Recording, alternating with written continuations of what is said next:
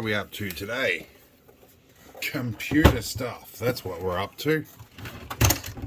This is an old Acer computer. This has come from the museum that I volunteer for. Now, we bought a bunch of these for not very much money, and they're basic workstations. They do what they need to do. However, this one is a bit too slow to do databasing the way we need to, and it's full of dust. So I have the husk of a much faster machine that's not being used in my shed. So I'm going to transplant drives out of this and see if we can get it to work in the new machine. Hopefully it'll work. We may have to re-register Windows, but we'll see what we can do. So excuse my messy bench over here. First thing we need to do is get the drive out, which fortunately with these is a relatively simple job. There is a mechanical bracket in here that sometimes will not release, but this whole bracket should just slide up. There's our bracket, that slides up. And we unplug and unplug. It should give us access to hard drive. Comes out on a bracket like this. So that is the hardest part of that, and that's kind of why I like these workstation machines. They're built to be serviced, which is good. Now, we may be trying to find an SSD and clone this onto the SSD. I'm not sure yet, but that will certainly speed things up. They can go back in loosely. I'm not even going to bother putting the lid back on this. Alright, so I'm having a look through my box of bits, and I don't have any spare SSDs. It's not surprising considering they're kind of handy. I don't really want to put a mechanical drive back in the thing, so we're going to get an SSD. I've got to order one, wait for that to arrive. I'm also looking at all my husks of old computers, and I can't find side panels for any of them. So we'll work out something that does work. I'm sure I've got one in there with a side panel that would be useful. One eternity later. Alright, well, it's been well over 2 months, nearly 3 months now, since I last touched this project. It's been sitting on my desk for ages. I finally found a donor PC. This is a Dell T3500. I've got a few of these sitting around in my shed. There's legacy machines. This one I've cleaned up a little bit and had a bit of a scrounge. It's got no RAM in it, so I found some, what do we got here? PC3 10600Us. That looks like that's 2 gig. That's a matching pair for the 2 gig. And we've got for the other channel, this says 4 gig, but it says 2 by 8. So it could be 4 gig out of the pair or 8 gig out of them. I don't know. We'll put these in and see if they work. Now, every time I touch this project, something goes wrong that I need to fix urgently. Just lost a camera on one of my camera systems. And it's full of ants. It's been so wet they've migrated into a camera. I think that was the last one. Should be able to get this off now. Here we go. Yep, there is definitely an ant's nest in here. Done a quick bit of remediation work on that. We're going to move on and try and get this done because I'm sick of this getting pushed back. One thing I do like about these old Dells is all the ease of access and things. The top RAM slots are what we had RAM in. So we'll work from the top down.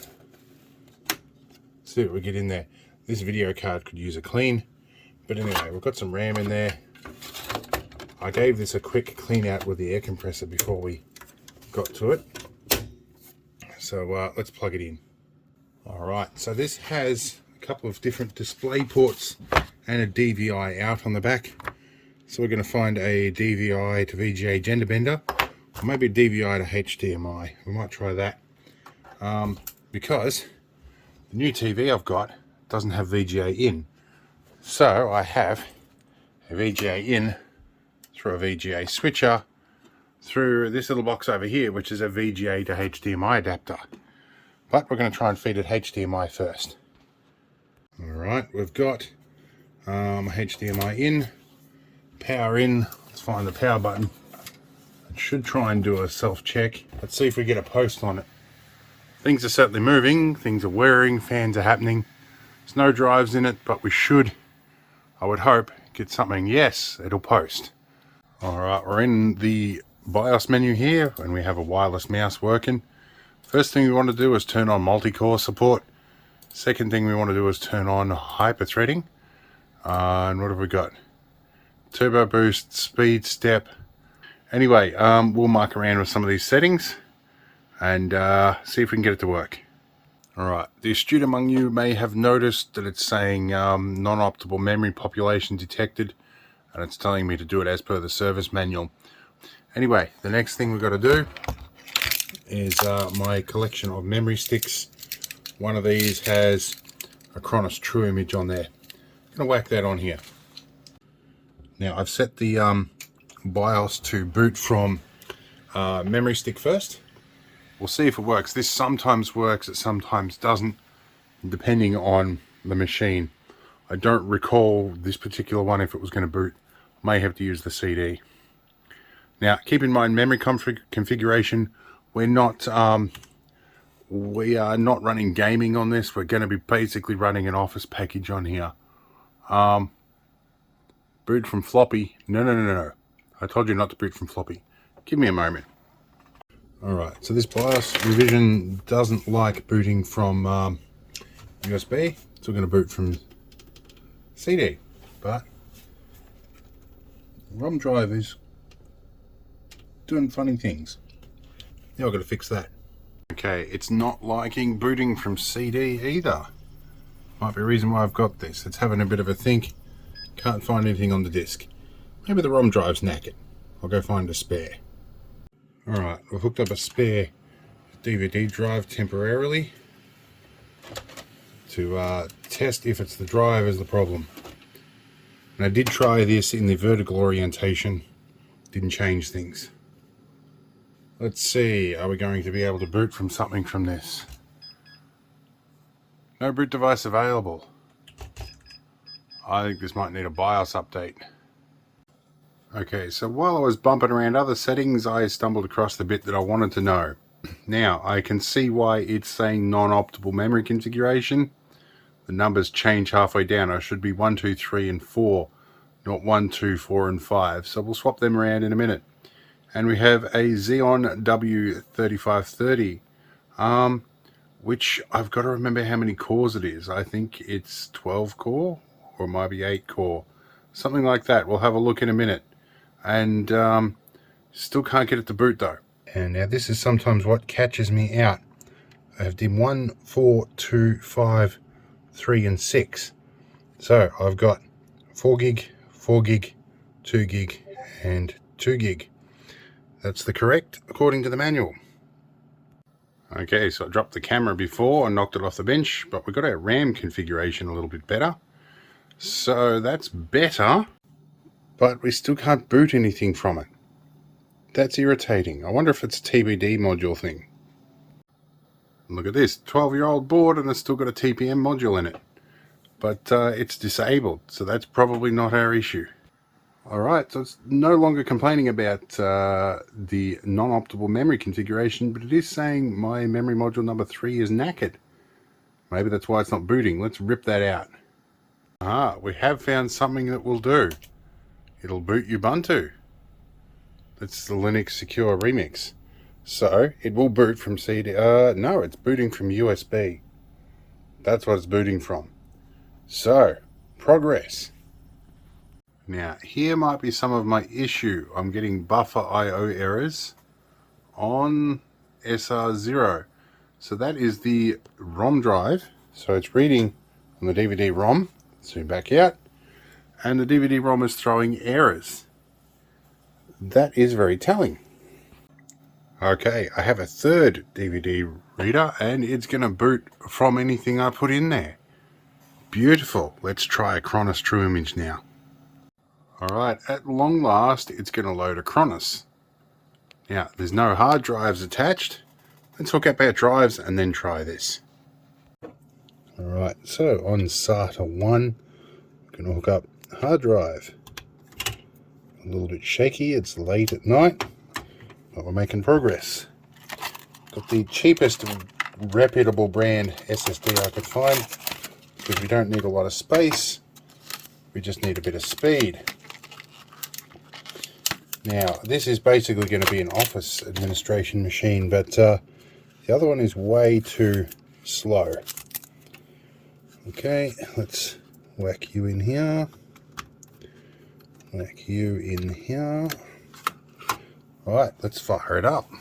Alright, tense moment. It's a whole night of screwing around. It's going to start Acronis. Alright, let's get this happening. Alright, we want Acronis True Image 64-bit. It's going to load up. Let's zoom out a little bit. Let this happen. And then we'll get our source disk is going to be this. And we're going to clone to that one. Then that one should go in here. We may need to find ourselves another license for Windows 10. But it doesn't really matter because none of the customization that you lose by not registering Windows 10 is going to affect the usage of this. So we could run it unregistered just fine. But figure that out later. I need this to work. Okay, sorry for the poor screen capture here. It's a bit of janky setup. We're going to go Tools and Utilities, Clone Disk. Going to do it automatic. We're going to go from next to here. And that is our 232 one. That's our Seagate ST250 on serial. Do that. And it shouldn't take too long to find the other one. We're not even going to worry about partitioning it because Acronis will handle all that for us. Okay, it's detected our Western Digital Green is not initialized, but we don't really care. Yep, and it's going to set everything up for us. So let's go next. Okay, so it's telling me we're going to free up 9.3 gig of space. So we can select some files to get rid of, which I think should be fairly easy. That drive was not full though. Alright, I think I found my problem. I need to run a disk check on this before I clone it. Probably handy. Alright, now we're back. We did a bit of file system checking, and now it can actually tell how full the disk is. We also reduced it by about 10 gig. Yep, and that'll be all pretty good. We're going to go with a master boot record because we didn't set this up with a GPT or anything like that. Alright, now this is going to take quite some time. I'm going to go have a shower and have a bite to eat and check on it later. 2 hours later. Now I took some time to just compare the two drives here.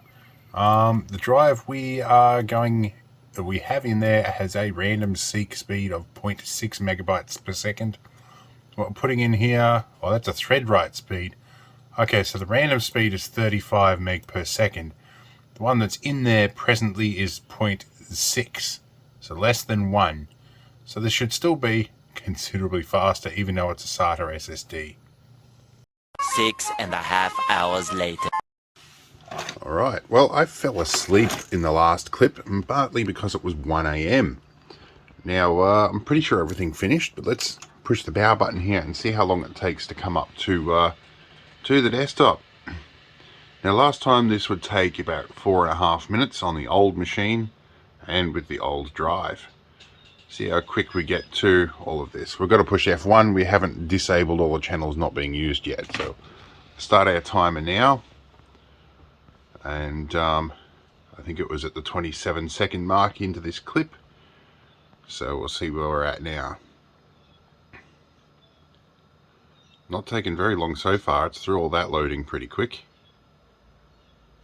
Still not as quick as my main. Well, okay, 47 seconds. So it was 27. So what are we? 30, 40. So 20 seconds to boot.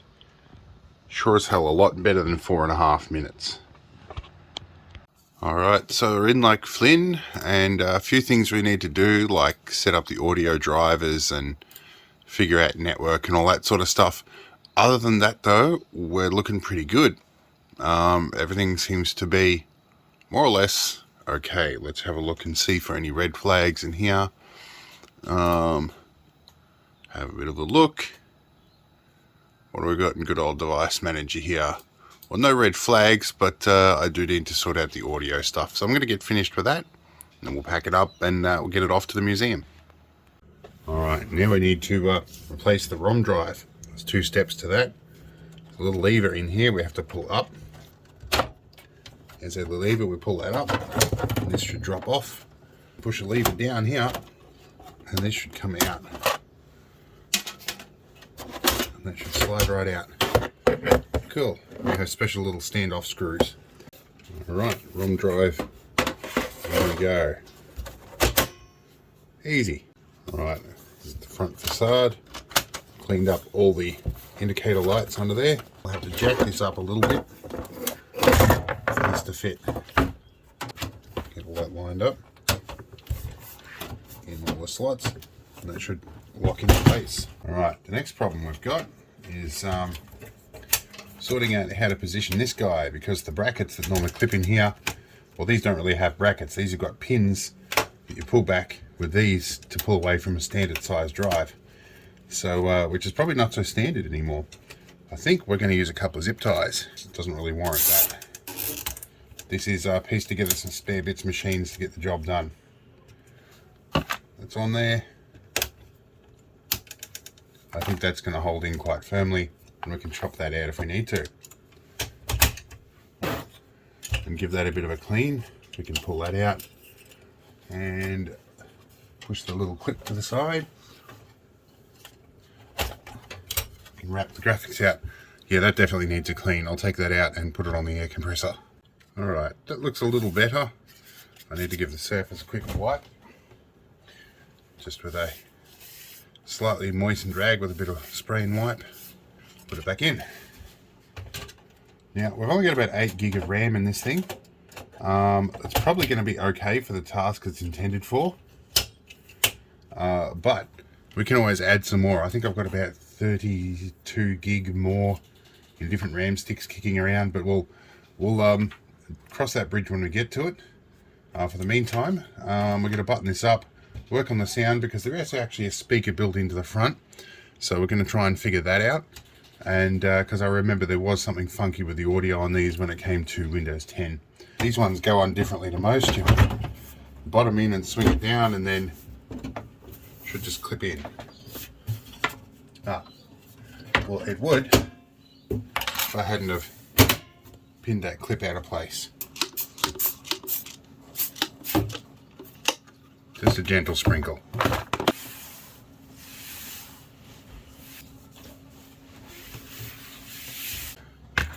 Alright, we need keyboard and mouse. This is the dexterity problems I'm talking about. Some of the stuff is difficult to do.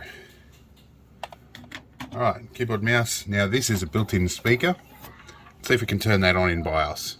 Alright, so we're going to get in here and we're going to disable the drives that we don't need for a start. So we want to disable all of these for a minute, and we'll tick the ones we want.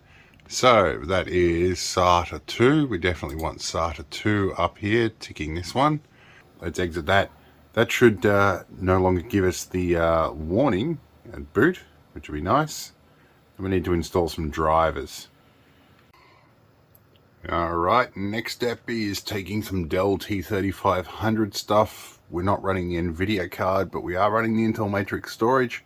So there's a couple of critical updates we need to do, because the Xeons are hardware vulnerable to some things as well. So we need to put some stuff in there. We also need to find our sound drivers and chipsets and all that sort of stuff. So we'll get stuck into that. Alright, we got the front speaker working. This is some of my video. But it's this little thing here. It's not great, but it works. No need for external speakers. And in this case, it's going to be just fine. So we're going to be alright. Okay, let's move on. Okay, this one's pretty much right to go. Unplug everything out of the back here. We'll get that off to the museum. It finally went through after a lot of mucking around, but we got there in the end. Alright, on to the next video.